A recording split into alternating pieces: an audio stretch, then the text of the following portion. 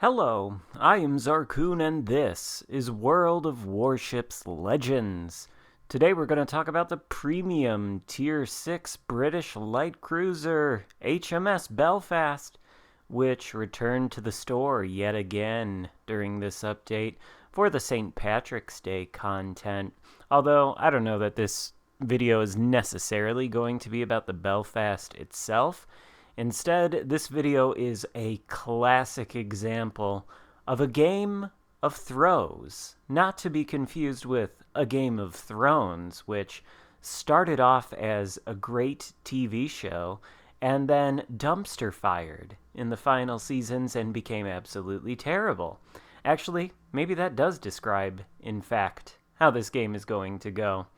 In any case, the Belfast, if you're not familiar with it, is a Tier 6 British light cruiser that's unique amongst the British light cruisers in that it gets to fire both high explosive and armor-piercing shells, whereas the other light cruisers only fire armor-piercing.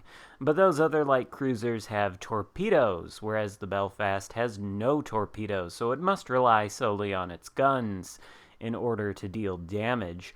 But it does have smoke screens, and it does have radar and sonar, a potent combination by anybody's standards, and one that you could argue is a little bit too much of a powerful consumable suite to have on a Tier 6 ship, or any ship for that matter. Smokescreen and radar is very powerful because it means you can conceal yourself within the smokescreen and then use the radar to spot anything that might be outside of the smokescreen if you so choose.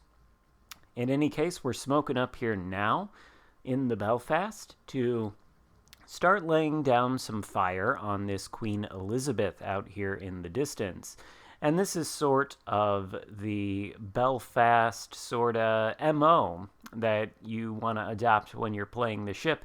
You want to deploy these smoke screens in a good location, potentially pop the sonar as I've done here, just in case anybody wants to send torpedoes your way, because as we all know, smoke screens are torpedo magnets. And then you just shoot your guns at the things outside of the smoke screen. We've got a Trento moving into the Delta Cap here, and the Trento is who we're primarily concerned about, since we don't want the enemy to flip this cap, and therefore we want to keep shooting the Trento to reset him, or ideally sink him, in order so that he doesn't take the cap. And it looks like he's about to go broadside, so we're switching to the AP instantly, and he is taken out as he is broadside before our shells even reach him. Not a good idea to push in so aggressively in a cruiser at the very start of the game. That Trento was the very first ship to go down. Now, before I continue with my lovely commentary here, I should pause to note that it just started storming outside as I'm recording this. Big old clap of thunder, so if you hear any thunderclaps in the background of this commentary, I apologize. Take it up with Mother Nature. She seems to be inflicting the state of Michigan with some nasty weather today. In any case, now that our smoke screen has expired, we're moving out here toward this island. We want to see if we can post up behind it so as to conceal ourselves from the two ships out here. The Queen Elizabeth is the biggest threat. The Queen Elizabeth has excellent armor piercing that is short fused and very well suited to blowing up lightly armored cruisers like the Belfast. But the Queen Elizabeth is roasting quite nicely from one of our fires, doesn't have a lot of health left, and we are plane spotted, so there's pretty much no way we're going to be able to hide behind the island and use it as concealment with the enemy aircraft carrier up in the skies spotting us from above. The Queen Elizabeth has gone down, though, which just leaves the Belfast and the Budiani and the Fuso out in the distance. There is also an enemy Moss, the only enemy destroyer on the red team, that was spotted a little bit earlier and may still be in the area somewhere. So we're going to keep that in mind. But it looks like the Moss has no intentions of entering the Delta Cap, which has just been flipped by one of our teammates there, and that potentially could have to do with our Belfast being so close to the Delta Cap at the beginning of the game. Oftentimes, I think if destroyer players spot a Belfast and they know it's a radar cruiser, they aren't going to want to push into it because of the threat of the radar spotting them. Although, speaking of spotting, there's that Moss. We end up approaching him kind of closely. Honestly, I had no idea he was there at the time, but he elected to shoot at me with his guns and reveal his position, which may not have been the most advisable thing for him to do. Now he's revealed, he continues to fire, so he's going to continue to be spotted as we rain down HE upon him, and one of our teammates helps us out there with his own HE, so the Moss is losing health very quickly, and he's not going to be floating on the surface of the sea for too much longer. He smokes up there, and because we have 3 charges of radar, we go ahead and deploy one, just as one of our shells that we fired before deploying the radar reaches the Moss and sinks him.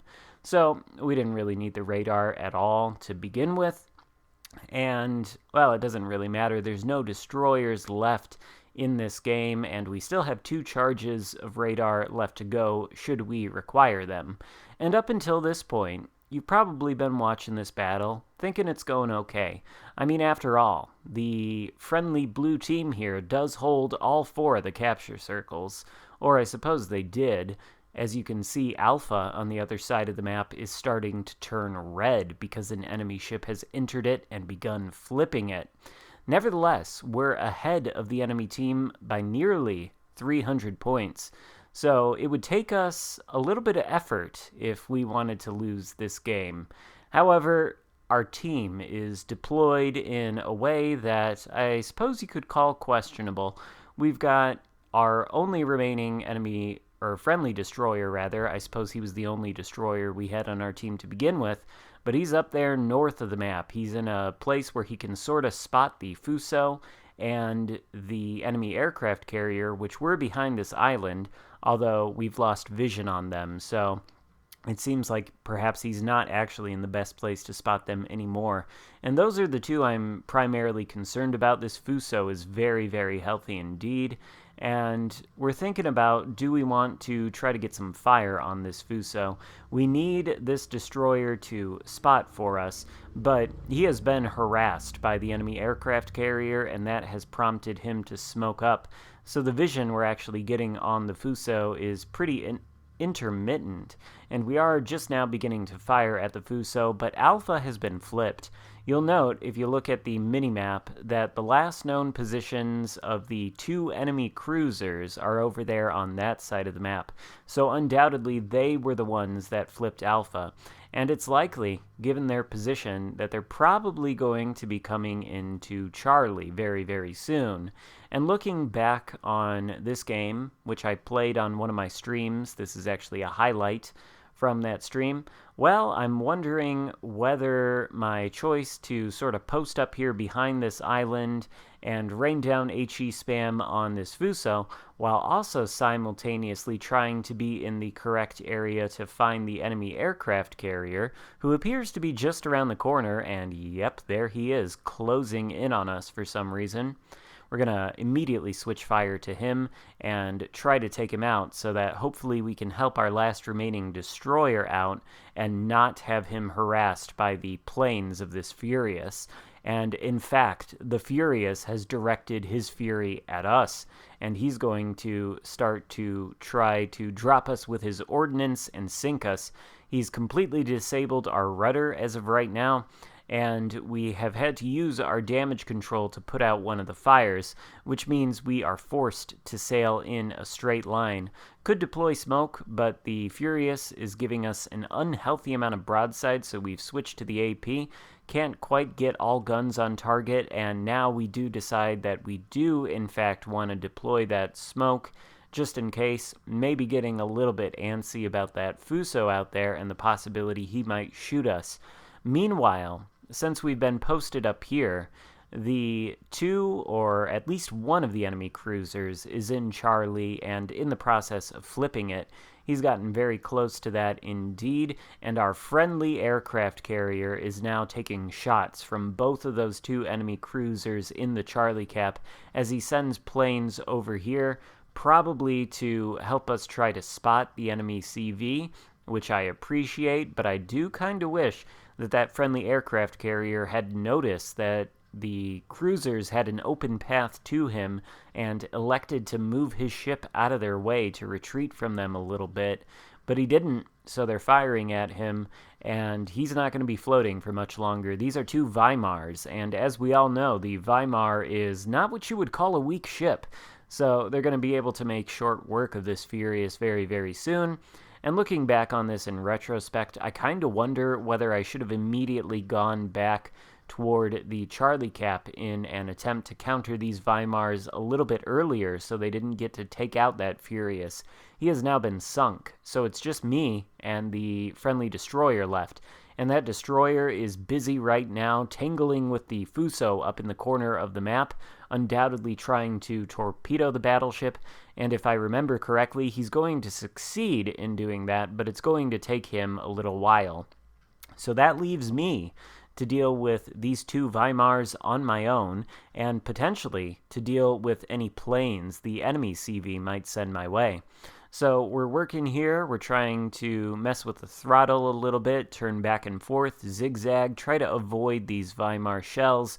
We've been reduced to just a little bit below half health, I would say, at this point, so we really can't afford to take any damage from these guys, but we are able to hit the first Weimar quite successfully. We've got a fire burning on him, and if I remember correctly, he's already used his damage control, so he's not going to be able to put out that fire, and it is going to be lethal. And here we hit the border just as the first Weimar goes down and begin doing the T-Bull shuffle. Again, as you can see, my team was able to obtain cap control quite early on in the game, and at one point we were in possession of all 4 of the capture circles. Now we only have 2 of them. Nevertheless, we're about to close in on 900 points, and we still have a commanding points lead versus the enemy. Problem is, this Weimar is still alive, the enemy CV is still alive, and the Fuso is still alive. The enemy CV launches torpedoes at us, but doesn't line up the drop very well at all, so we're easily able to dodge those. But as we get closer to this Weimar, it's much easier for him to hit us, and at the same time, the CV is still trying to drop us, so we're having to dodge torpedoes from the CV, and also try to dodge shells from the Weimar, none of which is working out extremely successfully for us, and we are still spotted by the CV. So we deploy our last charge of radar as we get the clear skies medal, shooting down so many of the CV's planes, and we are able to reveal the position of the Weimar. We think he might be somewhat broadside to us, so we switch to the AP, but I do believe he's going to angle in toward us. He whiffs the shot there with his own AP just as the Furious comes back around and drops us with some high explosive bombers. We're on fire. Can't put it out. Less than 2,000 hit points left, and unfortunately, we're going to get caught here. We're not going to be able to take this Weimar out. Instead, he's going to take us out. But here's the thing. We're still ahead on points, and there is less than 2 minutes left to go in this battle. Because of our commanding points lead, all this destroyer that is the only remaining ship left has to do is survive for the next minute and about 15 seconds or so. He's just managed to take out the Fuso, and that just leaves him up against the enemy CV and the Weimar. Now, I don't want to harp on this player too much or criticize him, but this is the reason this video acquired its namesake, a game of throws. In order to win this game, all you got to do is look at the scoreboard, and you got to see we're ahead on points. We don't really have to do anything else except survive. So the Benson elected to go a little bit closer to the Weimar and the Furious. If I was in his position, wouldn't have done it at all. I would have turned right around and tried to gain as much distance as humanly possible from these 2 ships, and I wouldn't have even bothered putting torpedoes in the water so as to compromise my ability to maneuver. Maybe if he had wiggled and jiggled just a little bit more, that Weimar wouldn't have caught him and wouldn't have sunk him. I think if he turned around and tried to run as quickly as possible, well, he might have succeeded and we might have won. But as it stands, he was taken out and we lose. Nevertheless, I gain 2,000 base XP and nearly 1,000,000 credits, so just imagine if this had been a win. So I guess the moral of the story today is pay attention to the scoreboard, and sometimes running as fast as you possibly can is the best option. And I apologize if you heard that loud bang, that was my cat being a maniac. Give the video a thumbs up if you enjoyed it. Consider subscribing if you haven't already. Thank you so much for watching. I'll see you next time. Goodbye.